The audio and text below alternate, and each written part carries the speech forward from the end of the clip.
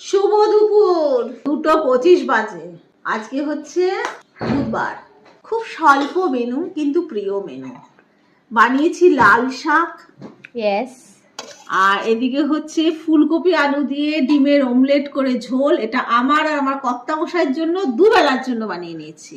বাদ বাকি কিচ্ছু বানাইনি, ভাতটা খালি বানিয়েছি। এটা আমার মেয়ের কালকে চিকেন বানিয়েছিল, সেই চিকেন বেঁচে আছে, সবজির ডাল বেঁচে আছে, বেগুন ভাজা দুটো বেঁচে আছে। আর আমার বর কালকে খায়নি এই পোস্ত বাটাটা, ওটা আমি আজকে ওকে দেব আর ওর কাছে আমি প্রশংসা নেব।